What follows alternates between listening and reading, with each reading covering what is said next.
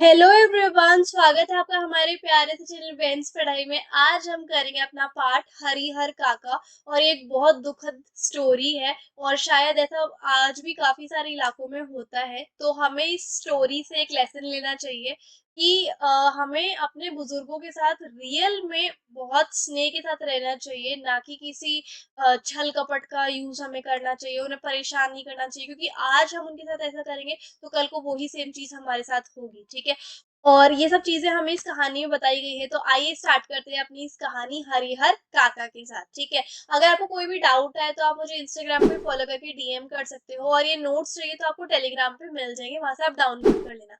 तो let's begin our chapter Harihar Kaka without any देरी। ठीक है। तो लेखक जो होते हैं वो हरिहर काका के साथ बहुत गहरे तरीके से जुड़े हुए होते हैं, है ना।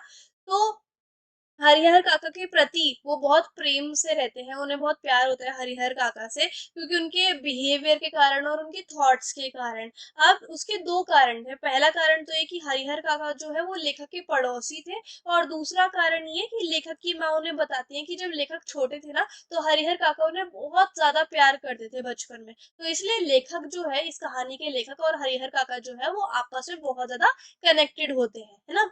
तो जब लेखक व्यस्क हुआ, मतलब जैसे वो थोड़ा बड़ा हुआ, तो पहली दोस्ती जो है वो हरिहर काका के साथ ही हुई थी। किसकी? लेखक की, है ना। लेखक के गांव की पूर्व दिशा में ठाकुर जी का मंदिर था, बहुत बड़ा था, और जिसे गांव के लोग जो है वो ठाकुर बाड़ी या फिर देवस्थान कहने लग गए थे। लोग ठाकुर जी के पास क्या मानते थे कि पुत्र की मन्नत मांगते थे, मुकदमे में जीत हो जाए, लड़की की शादी किसी अच्छे घर में हो जाए, लड़के को नौकरी मिल जाए, ऐसी ऐसी मन्नतें मांगते थे लोग ठाकुर बाड़ी में, है ना। मन्नत पूरी होने पर लोग जो है वो इतने ज्यादा खुश हो जाते थे कि ठाकुर बाड़ी को रुपए, जेवर, अनाज चढ़ाया जाता था। और जिसको बहुत ज्यादा ही खुशी हो जाती थी, वो तो अपने खेत का छोटा सा टुकड़ा ही मंदिर के नाम या फिर ठाकुर जी के नाम कर देता था। और ये अचानक से धीरे धीरे प्रथा ही बन गई कि आपको कुछ ना कुछ चढ़ाना ही चढ़ाना है। तो लेखक कहता था कि उसका जो गांव है ना, वो धीरे धीरे उसके गांव के नाम से नहीं, देवस्थान की वजह से ही पहचाना जाने लग गया था, मतलब मान्यता ज्यादा बन गई थी। अब लेखक के गांव का ये जो मंदिर था ना, ये बहुत बड़ा और बहुत ही ज्यादा फेमस हो गया था। ठीक है। हरिहर काका जो है, फिर वो अपनी परिस्थितियों के कारण, यानी कि अपनी सिचुएशन के कारण, उन्होंने मंदिर में जाना बंद कर दिया था। अब हरिहर काका ने ठाकुर बाड़ी में जाना क्यों बंद कर दिया था? अब ये देखो, मन बहलाने के लिए लेखक भी कभी कभी देवस्थान चला जाया करता। लेकिन लेखक कहता है कि वहां के जो साधु संत थे ना उस मंदिर के, वो उन्हें बिल्कुल भी पसंद नहीं थे, लेखक को। ठीक है। क्योंकि वो काम करने में कोई भी दिलचस्पी नहीं रखते थे। भगवान को भोग लगाने के नाम पर वो दिन के दोनों टाइम हलवा पूरी बनवाते थे और आराम से पड़े रहते थे। सारा काम जो है वो लोगों से, यानी कि भक्तों से करवाते थे, वो भी सेवा के नाम पर। वे खुद तो कुछ काम करते नहीं थे, सिर्फ बातें बनाने का काम करते थे। लेखक हरिहर काका के बारे में बताता हुआ कहता है कि हरिहर काका और साथ में उनके तीन भाई हैं। तीनों की शादी हो रखी है, लेकिन हरिहर काका की जो पहली बीवी थी, या फिर और एक दो बीवी, पहली और दूसरी बीवी की डेथ हो गई थी, और उनके कोई बच्चे भी नहीं थे। तो हरिहर काका अकेले थे। ठीक है। और उनके अतिरिक्त जो उनके तीन भाई थे, उन तीनों की शादी हो गई थी। तो हरिहर काका के अतिरिक्त सभी तीन भाइयों के बाल बच्चे थे। कुछ समय तक हरिहर काका को भी सभी चीजों का अच्छे से ध्यान रखा गया कि चल हम पाल देते हैं। मतलब उनके तीनों भाइयों की जो बहुएं होती है, वो हरिहर काका को उनकी हर चीज का ध्यान रखती है। लेकिन कुछ दिन बाद हरिहर काका को कोई पूछने वाला भी नहीं था। ठीक है। लेखक कहता है कि अगर कभी हरिहर काका के शरीर की स्थिति ठीक नहीं होती थी, या फिर वो बीमार पड़ जाते थे, तो उनके ऊपर तो एकदम मुसीबतों का पहाड़ गिर जाता था। क्योंकि इतने बड़े परिवार में से कोई हरिहर काका को पानी पूछने वाला भी नहीं था। सो बरामदे में कमरे में पड़े हुए हरिहर काका को अगर किसी चीज की जरूरत होती, तो उन्हें खुद ही उठकर लेना पड़ता था। एक दिन हरिहर काका का जो भतीजा था, वो अपने दोस्त को शहर से अपने घर पे लेके आया था। ठीक है। और उसके आने की खुशी में दो तीन तरीके की सब्जी मिली, दो तीन तरीके की सब्जी, बचके, चटनी, रायता और बहुत कुछ बना हुआ था। सब लोगों ने बहुत पेट भर के खाया। हरिहर काका को कोई पूछने भी नहीं आया, है ना। तो उन्होंने वो गुस्से में आए बरामदे में, और जोर से चिल्ला पड़े, जोर जोर से अपने भाई की पत्नियों को कहकर कि तुम क्या सोचती हो कि तुम मुझे मुफ्त में खाना खिला रही हो? जो मेरे खेत में उगने वाला अनाज है ना, वो भी इसी घर में आता है, तो मैं तुम्हारा कुछ खा नहीं रहा हूँ इस तरीके से। तो हरिहर काका के गुस्से का जो फ़ायदा है वो किसने उठाना चालू कर दिया? महंत जी ने। महंत जी जो है वो ठाकुर बाड़ी के ही पंडित थे, ठीक है? महंत जी हरिहर काका को अपने साथ देवस्थान ले गए और हरिहर काका को समझाने लग गए कि उनके भाई का परिवार केवल उनकी प्रॉपर्टी के लिए ही उनके साथ जुड़ा हुआ है। किसी दिन अगर हरिहर काका ये कह दें कि वो अपने खेत किसी और के नाम लिख रहे हैं, तो वो लोग उनसे बात भी करना बंद कर देंगे। मतलब हरिहर काका के साथ जो अभी वो बिहेवियर हो रहा है ना, तो मतलब थोड़ा बहुत उन्हें पूछ लेते हैं हरिहर काका को, वो सिर्फ उनकी प्रॉपर्टी की वजह से हो रहा है। अगर किसी दिन हरिहर काका ने कह दिया कि मैं तो अपनी प्रॉपर्टी किसी और के नाम कर रहा हूँ, तो वो सब लोग उनसे बात भी करना छोड़ देंगे। तो उनके रिश्ते जो है वो खत्म हो जाएँगे। महंत हरिहर काका को कहता है कि उनके हिस्से में जितनी भी ज़मीन है ना, वो भगवान के नाम कर दें और ऐसा करने से उन्हें सीधा स्वर्ग की प्राप्ति होगी। तो सुबह होते ही हरिहर काका के 3 भाई देवस्थान पहुँच गए। तीनों भाइयों ने क्या किया, हरिहर काका के पाँव में गिरकर रोने लग गए और उनकी पत्नियों ने जो गलती करी थी, उसके लिए वो माफ़ी माँगने लग गए और उन्होंने अपनी पत्नियों को कहा कि चलो माफ़ी माँगो इनके साथ। और उन्होंने कहा हरिहर काका से कि हम इनको सज़ा देंगे इनके व्यवहार के लिए, ठीक है? तो हरिहर काका के मन में भी दया भावना आने लगी और वो फिर से घर वापस लौट गए। जब वो अपने भाइयों के समझाने के बाद भी हरिहर काका घर वापस आ गए, तो घर के व्यवहार बहुत ज़्यादा चेंज हो गया, घर का जो बिहेवियर था, ठीक है? सब बहुत खुश रहने लग गए, हरिहर काका की भी अच्छे से केयर, आदर-सत्कार होने लग गया था। गाँव के लोग जब भी कहीं बैठते, तो बैठते वक़्त भी बातों का सिलसिला जो था, वो हरिहर काका के ऊपर ही होता था, कि देखो उसके साथ ऐसा हुआ, ऐसा ऐसा हुआ। हर जगह बस उन्हीं की बातें होती थी। कुछ लोग कहते थे कि हरिहर काका को अपनी ज़मीन जो है वो किसके नाम कर देनी चाहिए? भगवान के नाम कर देनी चाहिए। इससे अच्छा और कुछ भी नहीं हो सकता, है ना? तो और हरिहर काका को हमेशा के लिए प्रसिद्धि प्राप्त होगी। और वहीं पर कुछ लोग कहते थे कि अरे! भाई का परिवार भी तो अपना ही परिवार होता है। अगर उनने अपने जायदाद जो है वो भाई के नाम नहीं करी, तो ये तो उनके लिए अन्याय होगा। तो हरिहर काका के भाई उनसे प्रार्थना करने लगे कि वो अपने हिस्से की ज़मीन यानी हरिहर काका का जो अपनी ज़मीन है, वो भाई के नाम कर दें, तीनों भाइयों के नाम। या फिर भतीजों के नाम कर दें। इस विषय पर हरिहर काका ने बहुत सोचा और अंत में उन्होंने यही रिज़ल्ट निकाला कि वो अपने जीते जी अपनी जायदाद जो है, वो किसी और के हाथ में नहीं रखना चाहेंगे।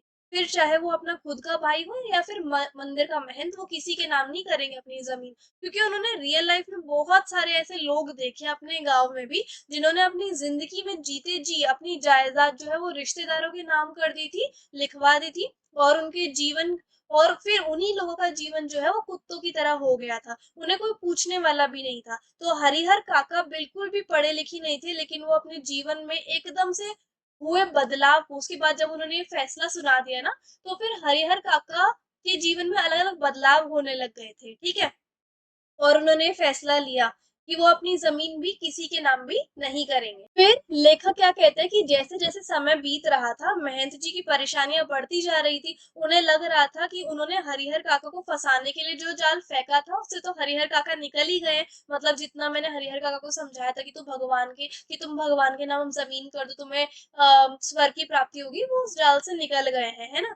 ये बात महंत जी को सहन नहीं हो रही थी, तो आधी रात के आसपास देव स्थान से यानी कि मंदिर से जितने भी साधु संत थे और उनके साथ वो सारे आ गए, उनके दोस्त आ गए और अपने हाथ में भाला, गंडासा, बंदूक और अचानक से ही हरिहर काका के आंगन में आ गए। इससे पहले कि हरिहर काका के भाइयों को कुछ पता चले, उससे पहले तो उन्होंने क्या किया, उससे पहले बहुत देर हो गई थी। जो हमला करने वाले थे वो हरिहर काका को उठाकर अपनी पीठ पर और कहीं गायब हो गए, ठीक है? तो वो हरिहर काका को देवस्थान ले गए, मंदिर ले गए और वहाँ पे उनको अंदर ज़बरदस्ती बंद कर दिया और ज़बरदस्ती हरिहर काका के अंगूठे के निशान पकड़वाए और स्टैम्प करवा दी, ठीक है? और समझाने का काम चल रहा था कि चुपचाप नाम कर दो भगवान जी के, ठीक है? ये जो ज़मीन है। तो वहीं दूसरी ओर हरिहर काका के तीनों भाई सुबह होने से पहले ही पुलिस की जीप लेकर मंदिर में पहुँच गए। महंत और उनके साथी जो है हरिहर काका को कमरे में ही हाथ-पैर उनके बंधे ही हुए थे हरिहर काका के और महंत और उनके जितने भी साथी थे, जो हमलावर थे, वो पीछे के रास्ते से भाग गए थे। फिर ताकि पुलिस और जितने भी तीनों भाई हैं उनको पता चल जाए कि हरिहर काका यहीं है, तो उन्होंने ऐसे रेंग-रेंग के जो दरवाज़ा है वो थोड़ा खटखटाया और पुलिस ने उनको वहाँ से बरामद किया, ठीक है? इस तरीके से।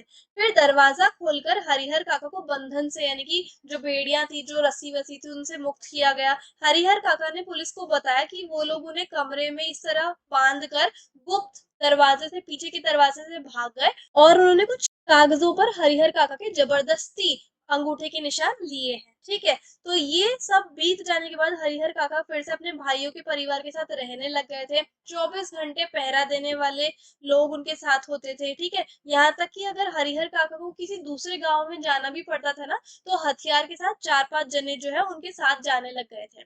लेखक कहते हैं कि हरिहर काका के साथ जो कुछ भी हुआ था, उससे हरिहर काका एक सीधे साधे और भोले किसान की तुलना में चालाक और बुद्धिमान हो गए थे। मतलब वो दुनियादारी समझने लग गए थे। उन्हें अब कुछ समझ में आने लग गया था। उन्हें अब सब कुछ समझ में आने लग गया था कि उनके भाई अचानक से इतने मीठे क्यों बन रहे हैं या फिर इतने अच्छे क्यों बन रहे हैं, है ना? उनका बिहेवियर कैसे चेंज हो गया, उनके लिए इतना आदर सम्मान सुरक्षा क्यों होने लग गई। वो समझ गए थे कि ये उनके भाइयों का प्यार नहीं है, ये तो बस धन दौलत के कारण वो कर रहे हैं, नहीं तो हरिहर काका को कोई पूछता भी नहीं है। ठीक है, इस तरीके से।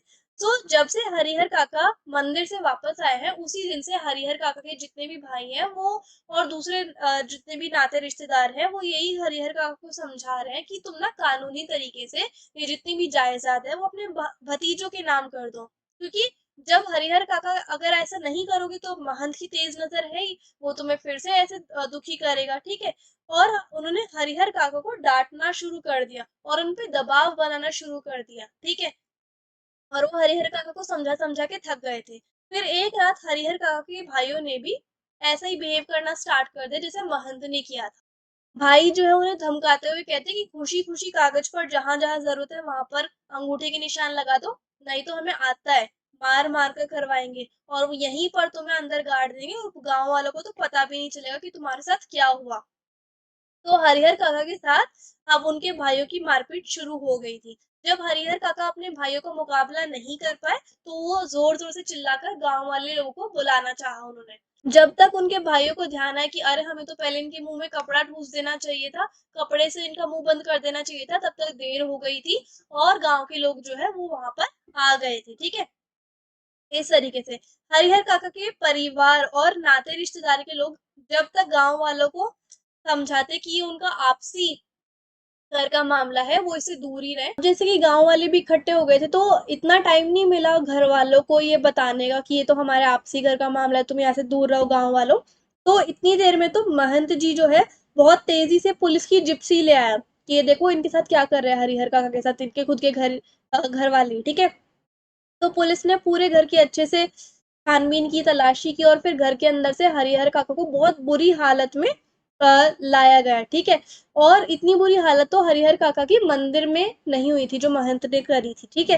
तो हरिहर काका ने बताया कि उनके भाइयों ने उनके साथ बहुत ही गंदा व्यवहार किया, बहुत ही बुरा व्यवहार किया, ज़बरदस्ती बहुत सारे कागज़ों पे उनके अंगूठे के निशान लिए गए, उन्होंने बहुत मारा-पीटा भी। इस घटना के बाद हरिहर काका ने अपने परिवार से अलग रहना स्टार्ट कर दिया था।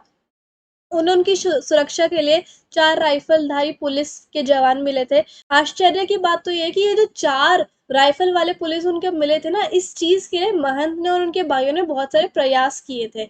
असल में भाइयों की ये चिंता थी कि हरिहर काका अकेले रहने लगेंगे, तो महंत की नज़र उनके ऊपर पड़ी रहेगी हरिहर काका की तरफ और महंत को ये चिंता थी कि अगर हरिहर काका अकेले रहेंगे तो उनके भाइयों की उनकी ज़मीन के ऊपर नज़र रखेंगे, तो दोनों को बहुत ज़्यादा चिंता है। तो यही चिंता महंत जी को भी थी कि हरिहर काका को अकेला और असुरक्षित पा उनके भाई फिर से उन्हें पकड़कर मारेंगे, ठीक है?